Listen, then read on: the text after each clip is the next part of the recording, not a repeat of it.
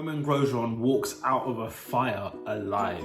I mean, wow. Drive to Survive Season 3, Episode 9, titled Man on Fire. Now, the title is pretty self-explanatory, but it also means more than one thing, more than one person on fire, if you will. Of course, Romain Grosjean, it was meant literally, whereas with Sergio Perez, it meant symbolically. Both drivers who were leaving Formula One at the end of the season because they hadn't secured a place by the time we got to the Bahrain Grand Prix. And here are three things that I noticed. First of all, a horrific start to the episode because we get into the crash straight away. And I can't lie to you guys, I am very torn about this episode. This episode was really, really emotional. I couldn't, I could barely get through the episode because of how emotional I felt, how often I teared up, how often I couldn't believe what happened. This was something that took place not that long ago in real time now, and my goodness, I still can't believe Romain Grosjean escaped that horrific crash that he had in the Bahrain Grand Prix. The idea that a driver in 2020 could still, a Formula One car could break in half. Toto mentioned this, and that even a car could even go on fire in this modern age of Formula One. It was surreal. And to see that he was alive and he came out, like, I'd rewatched it all as if I'd never seen it before, and man, I couldn't stomach it. I genuinely couldn't take it. Even when, Romain Grosjean miraculously escapes and then he relives the moments and he's talking about what he was thinking, I mean, I kept welling up. You just think to yourself, ever been in a situation where death is staring you in the face and there's not really much you can do about it? I mean, I can't imagine mentally what that does to somebody, the amount of trauma that he was going through, because even now I feel traumatized in a way. And that, this, back when it happened last year, it was horrific. It wasn't a Grand Prix I even wanted to talk about at all, because it was just, I don't think I even touched on the Grand Prix because it was just too much. I remember, in fact, I didn't do any episodes of the race that weekend because it was a lot.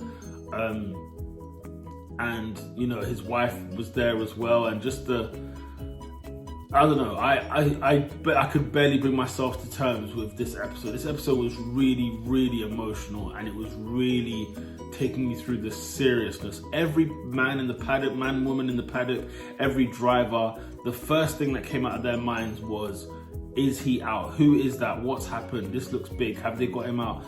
And it was about 2.5 minutes. I think it said 2 minutes, 45 seconds, something like that, where how long it took to get Romain Grosjean out of the car.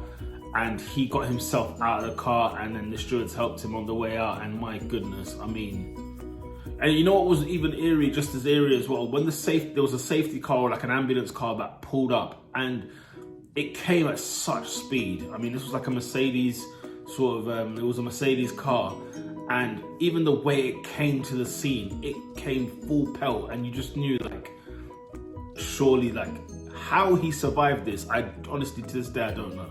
I love the line that he puts at the end of it all, though. He says, I didn't win a race, I didn't win a championship, but I'm the man who walked out of a fire. And then you've got the classic memes of Grosjean and his wife.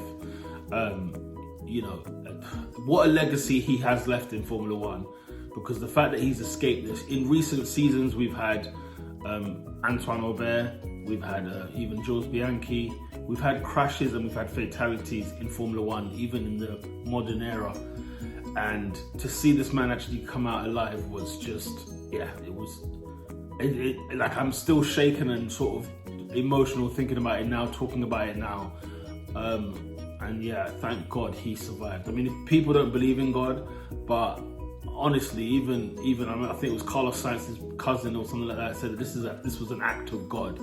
And it was one of those things where, do you know what, there's no other words for it. The second thing I noticed, Formula One drivers, you're actually insane. You're actually nutters, because how on earth they then get back on the track, because the race had stopped with the Romain Grosjean situation, but then they came back on track to start the race and go. And I was sitting there thinking, come on, like, even last season in Drive to Survive, we were talking about when Antoine had passed away, and the drivers had to get onto the track and drive, literally race in Spa in Belgium in 2019. Like, that was bad enough. And I don't know how they stomached it and got through that. But even in this one, as horrific as it was like, I think it was like half an hour later or something like that, or a couple of hours. And they got back on track and they just raced. And I remember like even Lewis Hamilton was saying, like, you just make that decision, boom, and you think, yeah, I'm gonna race, and then just get your head on and you crack on with it. And then even Sergio was like, I have to forget about Roman and then crack on with this race. And it was just like, holy smokes, like, they are crazy. It's as simple as that. They're mental. They're crazy. I don't know. It's just, they are different gravy, those guys. I genuinely don't know how they raced again. The third thing that I know is Sergio Perez. This is the other guy that was on fire, if you will. He was somebody who was going through the motions in the end of the season where he couldn't believe he lost his seat in Racing Point because they took on Sebastian Vettel. And he was sort of going through the season where, he can't believe that this is actually the end for him in Formula One. Nobody in the paddock can understand why he hasn't got a seat for next year. And in that race where Romain Grosjean had that crash, Perez was running in third place, and then the engine just blew up. It caught fire as well, funnily enough. And he lost that third place. And the thing for him was, look, I need to make sure I finish the season strong so people can see that, look, I'm a good driver. Because at the end of the day, there was no vacancies. It's not like Checo's not a good driver. He definitely is. It's just like, they couldn't find space for him, and it just didn't make any sense whatsoever. And I felt so sorry for him when he came out, and because the engine had caught fire, he came out of the car and he was literally just like praying hands, and he just couldn't believe his luck. Like, how unlucky am I? I've been in Formula One for like 10 years. I've been nothing but good every single time. And the fact that I'm losing my seat, because he didn't even think he didn't think he was going to lose the seat. And also how late, like for example, Grosjean, Magnussen, Perez, how late they were told that they were not going to be driving is, I think, what hurt them the most, because it's like, well, what do I do now? So they're staring at the end of Formula One. The next race, which is also in Bahrain, but it's a different track, Sergio Perez is doing well, and he gets into an incident in the first turn. I think it's with the Ferrari. He gets hit by Charles Leclerc, and he ends up going to the back of the grid. So his luck has just gone from bad to worse. He then goes into the pits to put on a medium tyre, which gets you longer stint in the race. And unbelievable driving from Sergio Perez. He went from 18th, last place, all the way to first position, and he won the race in Sakhir, which honestly, and at the end of it all, because obviously you're feeling sorry for him because of everything he's having to go through, not having a seat. I mean, it was ludicrous. When I was thinking about it last season, I was like, this is diabolical. How has he not got a seat, right? When he won the race, like at the end of it, like even before he won the race, he was like, I think last couple of laps, and he was in the lead, and he was like, guys, I'm speechless. And he's just driving, getting that car through the line. And when he passes the line, like, and you could just hear, his team radio is like, Checo, that's it, P1, you're the race winner. And then his response was just like, almost like a wail. Like it was a type of wailing that it was like, so, it hit me emotionally. I was like, oh my God, like I was so happy for him. And, as he said, he was speechless. He was standing on the podium afterwards, and they played the national anthem, and he was just in tears listening to the anthem because, for him, he feels like Formula One is leaving him, and it's just unbelievable how he doesn't have a seat.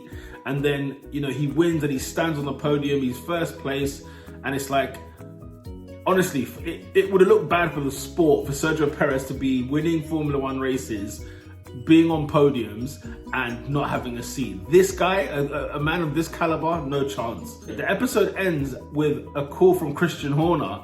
Live. It's like a Netflix exclusive, if you will. Of course it's not, but yeah, he's sitting there with his phone on loudspeaker, and Sergio Perez answers the phone, and Christian Horner says, "Welcome to Red Bull." And it's like, oh snap, it ends with a bang. It ends with an absolute bang. And yeah, Sergio Perez does get his seat, which unfortunately means Alex Albon is kicked out of Red Bull for next season.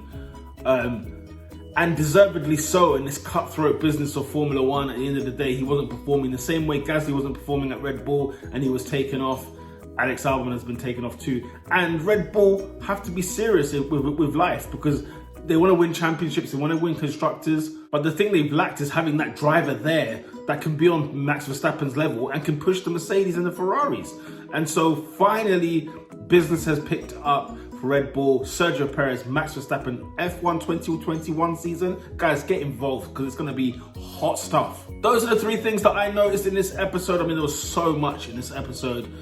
Whew. I'm still recovering. Let me know in the comments below what you thought about this episode. What did you notice in this episode that I've missed out? Be sure to like the video if you like the video. With that said, peeps, lights out.